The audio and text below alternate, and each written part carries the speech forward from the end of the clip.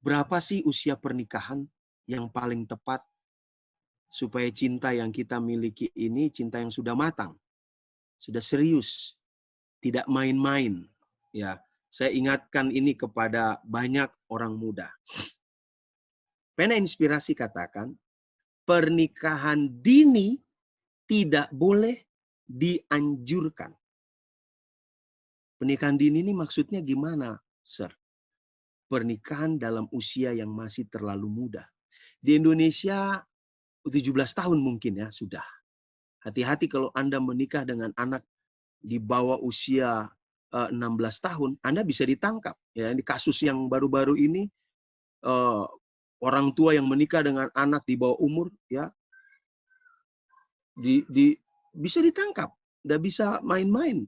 Tetapi pada kenyataannya, saya mau kasih tahu Anda, di desa-desa ada banyak pernikahan dini itu terjadi. Dan pada akhirnya hubungan pernikahan mereka tidak berjalan langgeng. Ya.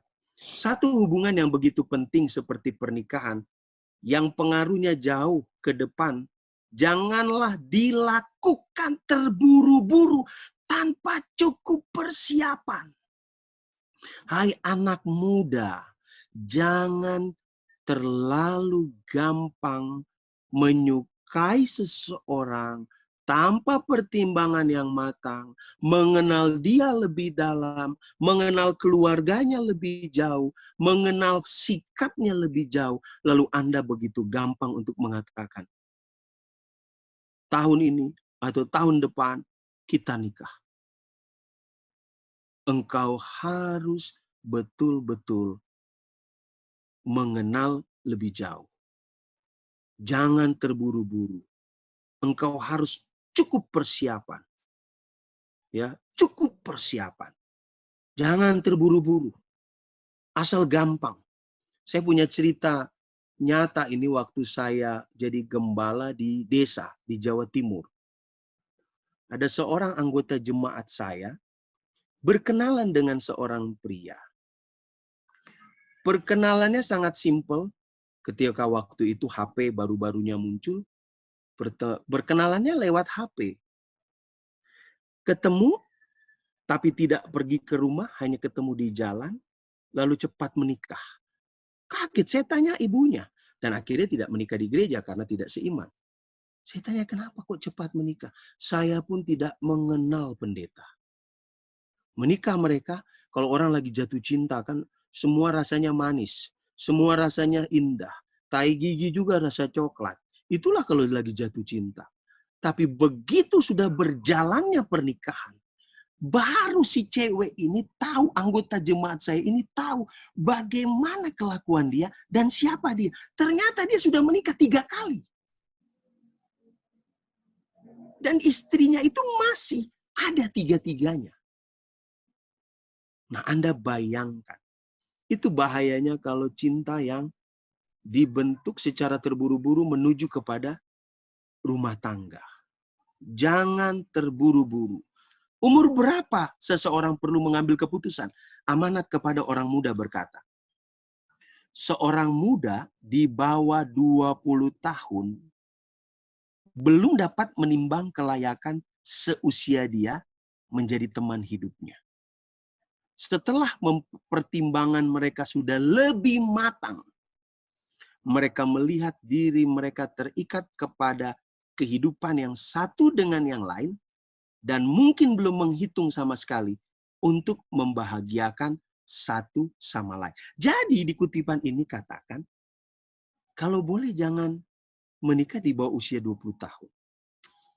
Lalu Anda mungkin bertanya begini, pendeta, mama saya menikah 16 tahun aja nggak apa-apa, kok sampai sekarang tetap setia? Ya betul, orang-orang zaman dulu masih punya etika yang jauh lebih baik dengan orang-orang di zaman sekarang. Oh, kenapa pendeta katakan gitu?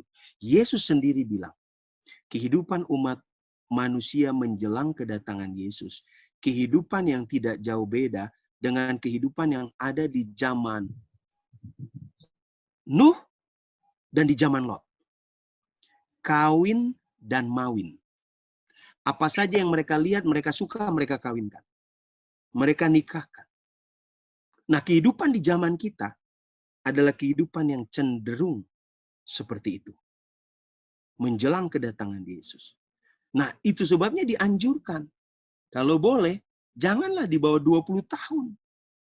Karena orang-orang muda di bawah 20 tahun, kebanyakan, walaupun tidak semua, seringkali hanya just for fun.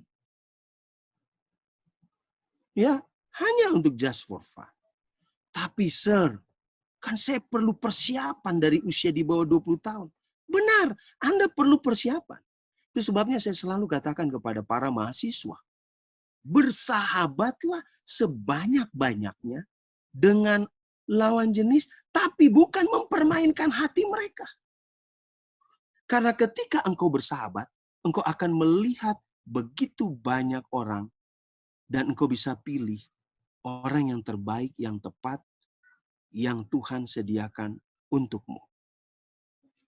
Bahaya hubungan pada usia terlalu muda. Hubungan cinta yang dibentuk ketika anak-anak sering mengakibatkan pernikahan yang merana dan pada akhirnya menuju kepada perceraian yang memalukan. Hubungan terlalu dini, kalau dibentuk tanpa izin para orang tua, jarang, perhatikan tuh, jarang terbukti bahagia. Pada para orang tua yang mungkin mendengarkan renungan ini, atau para anak muda yang usianya di bawah 20 tahun, tolong pikir ini baik-baik. Ya, ini ditulis bukan karang-karangan, bukan untuk bikin kamu sakit hati, tidak. Ini ditulis, saya percaya, tuntunan Allah kepada Ellen White. Karena pada kenyataannya, banyak hubungan terlalu dini berakhir dengan tidak bahagia. Cinta yang masih muda harus dikendalikan sampai mereka cukup umur dan pengalaman, barulah hal itu terhormat dan aman untuk dilepaskan.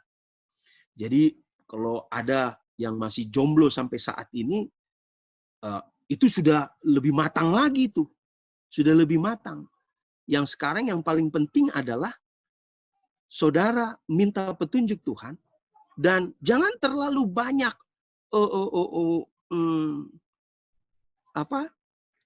saudara punya ketentuan, aturan. Saudara akan susah. Mungkin saudara kata, saya sudah obral tetap aja nggak laku, sir. Jangan patah semangat. Tetap minta Tuhan dan bersosial dengan baik dan menjaga kekudusan. Dan saya percaya Tuhan akan berikan yang terbaik. Ya, apalagi untuk saudara gom-gom. Tidak usah takut, tidak usah khawatir. Tuhan kasih yang terbaik untukmu gom-gom. Mari kita baca lagi. Perkawinan yang tidak matang menghasilkan banyak kejahatan yang terjadi pada saat ini.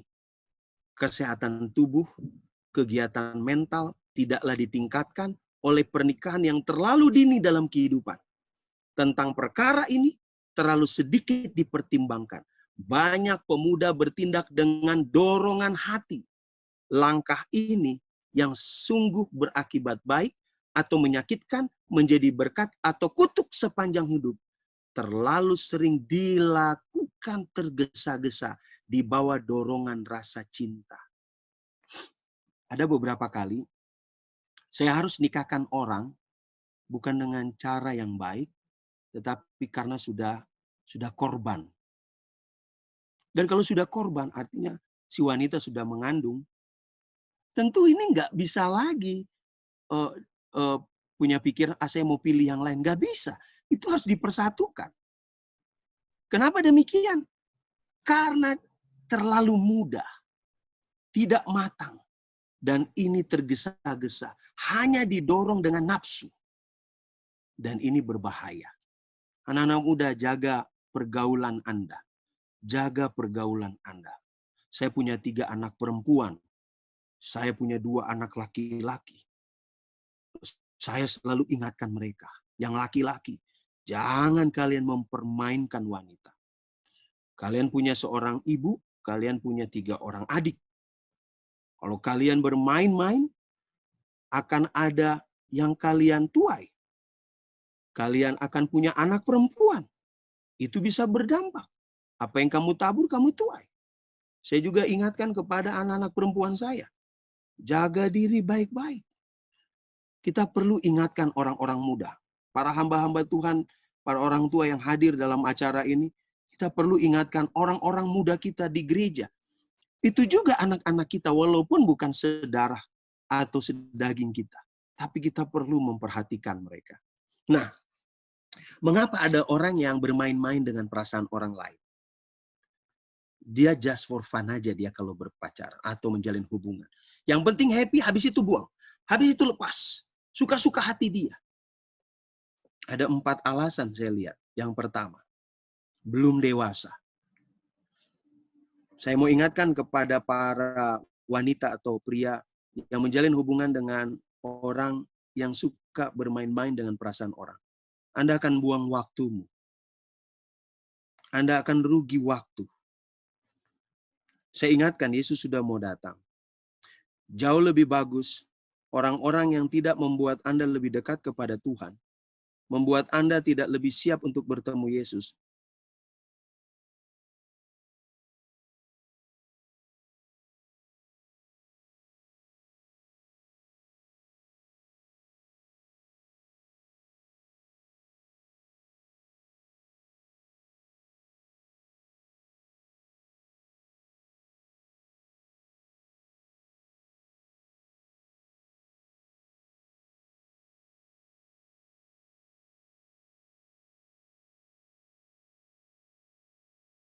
Itu dia tiba-tiba seperti balas dendam, mempermainkan perasaan orang lain. Nah, ini tidak boleh. Ini bahaya. Anda yang memperlakukan wanita atau pria seperti itu karena Anda dulu pernah dikecewakan, ini bahaya. Bahaya terbesar adalah pada diri Anda sendiri. Nah, yang keempat, kenapa ada orang-orang yang bermain dengan perasaan orang lain? Saya percaya orang-orang seperti ini adalah orang-orang yang tidak takut akan Tuhan. Kenapa? Karena Alkitab sangat jelas mengatakan. Saudara baca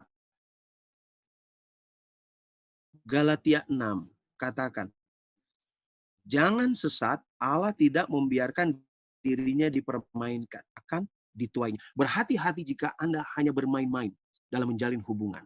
Hati-hati. Kutipan Nyonya White sangat jelas. Anda perhatikan buat mereka yang sering mempermainkan hati seseorang. Mempermainkan hati seseorang adalah suatu kejahatan yang tidak kecil dalam pandangan Tuhan yang kudus. Sir Gary, Pendeta Gary, apakah ini hanya untuk mereka yang belum nikah? Yang sampai sekarang masih suka usil, ganggu-ganggu atau menggoda orang lain? Tidak. Ada orang yang sudah menikah. Sudah punya istri, sudah punya suami. Tapi diam-diam mereka mempermainkan hati orang lain untuk mendukung keinginan mereka. Untuk mengendalikan orang itu. Jadi mereka hanya kerjai orang itu. Lihat kutipan itu katakan. Seseorang yang mempermainkan hati orang lain adalah kejahatan yang tidak kecil dalam pandangan Tuhan yang kudus. Saya seorang dosen. Saya punya mahasiswi sangat banyak. Kadangkala kita bercanda, tertawa. Kadangkala mereka menganggap saya seperti ayah. Tapi saya harus berhati-hati. Kenapa? Itu bisa bergeser dari pandangan sebagai seorang yang diidolakan, bisa bergeser menjadi seorang yang dicintai. Hati-hati Anda kalau Anda public figure. Seorang pendeta punya kesempatan untuk seperti itu.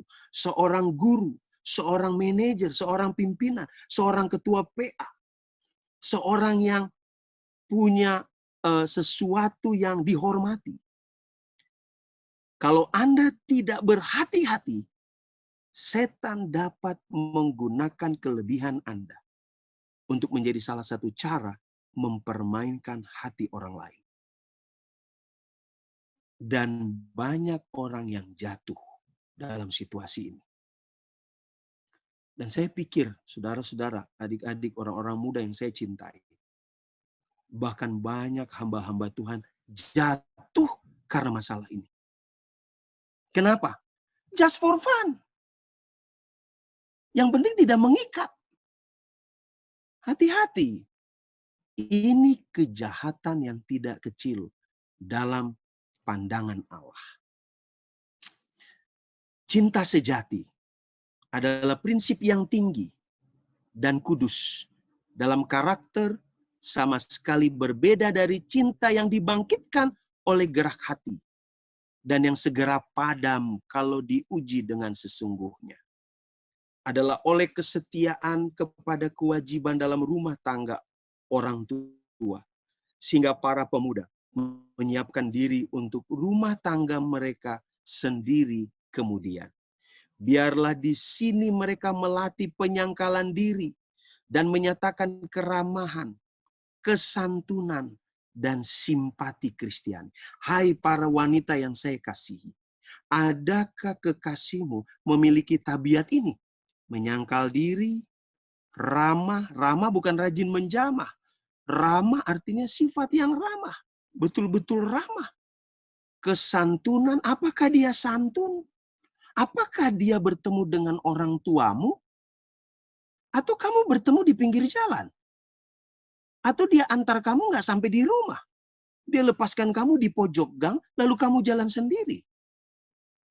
Cinta yang sejati adalah cinta yang sopan santun. Cinta yang menjaga keluhuran dari kemurnian hidup. Dan cinta yang sejati adalah simpati Kristiani. Saudara dengar cerita di Alkitab, banyak cinta-cinta nafsu. Masih ingat anak dari Daud yang bernama Amnon? Dia suka kepada saudarinya.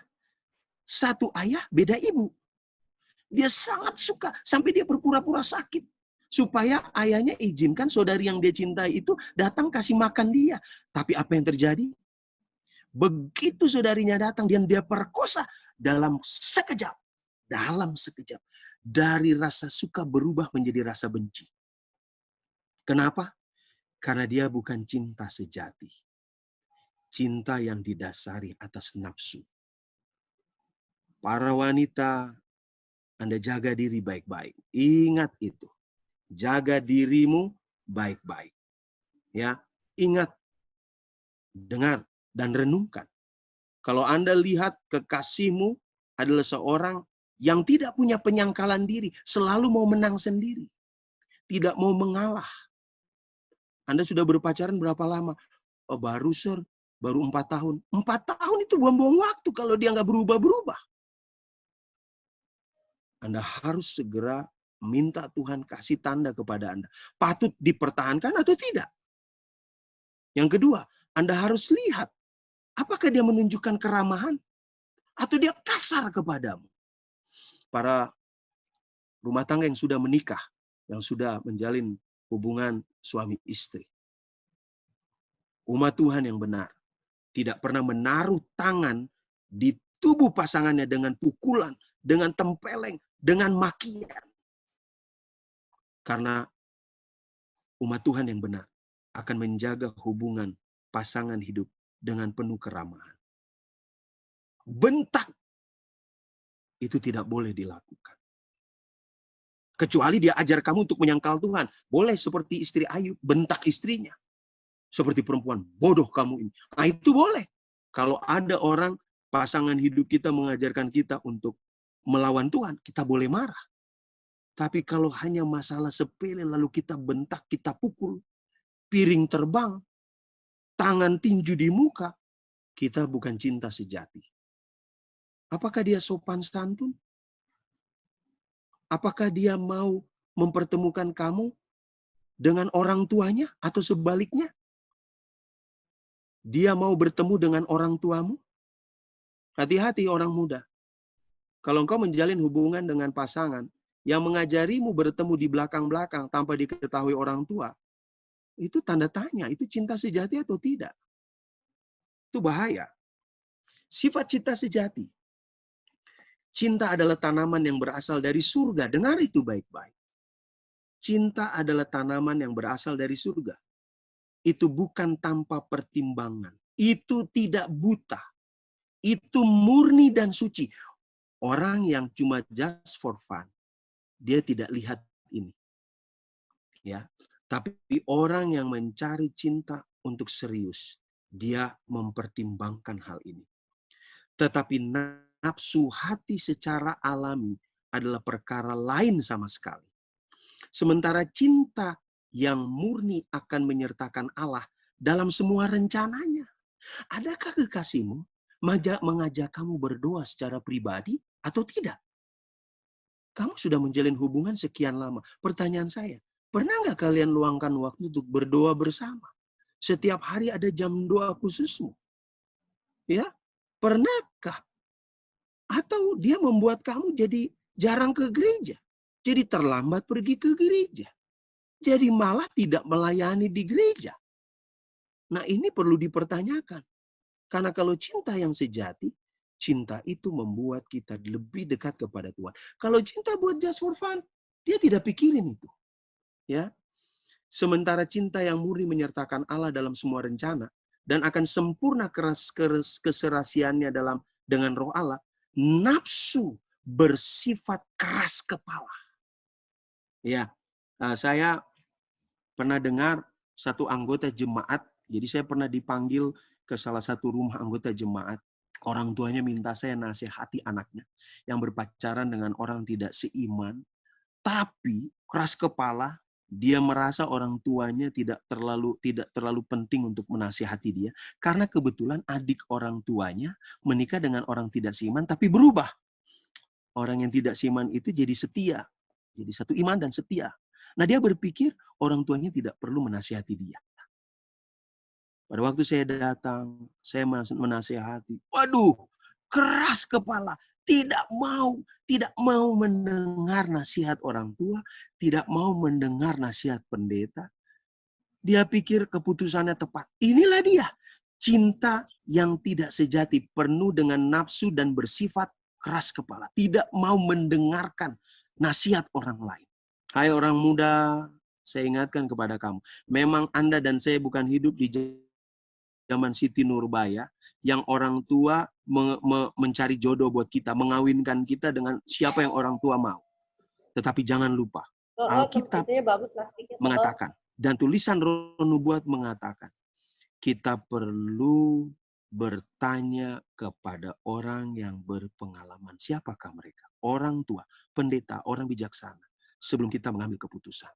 Anda pernah lihat, mungkin orang tua sering lihat ketika anaknya sedang jatuh cinta, mereka malah seling melawan kalau dibilangin. Seolah-olah pilihan mereka itu sudah paling tepat. Hati-hati, itu bukan cinta sejati. Dalam semua perilaku yang punya cinta sejati, akan terlihat kasih karunia Allah. Akan terlihat kerendahan hati dalam sifat wanita atau pria itu. Akan terlihat kesederhanaan. Hati-hati. Hati-hati Anda yang sedang menjalin hubungan cinta. Supaya tampil neces, pinjam pakaian teman. Tidak peduli, yang penting di depan pacarmu kamu kelihatan neces. Ini sering terjadi ini di asrama biasanya seperti itu. Ya, supaya tampil keren. Padahal sampai di asrama yang dia punya cuma mohon maaf celana dalam saja. Yang lain semua dia pinjam, bahkan ada yang rela ambil dari jemuran. Berarti itu bukan cinta sejati. Karena cinta yang sederhana, dia menunjukkan apa adanya. Ketulusan, moralitas, dan agama akan bercirikan setiap langkah menuju ikatan pernikahan. Jangan paksakan pernikahan harus megah, harus mewah, berhutang hanya untuk bikin pernikahan. Selesai pernikahan, bertahun-tahun melunasi uang pernikahan. Itu terjadi. Anda tahu, saya pernah melihat hutang pernikahan belum selesai dilunasi, sudah cerai. Sudah pergi yang satu menikah dengan orang lain, kawin pergi dengan orang lain. Kenapa? Kalau cinta yang sejati, dia akan penuh dengan kerendahan hati, kesederhanaan, ketulusan, moralitas, bercirikan langkah menuju ikatan pernikahan.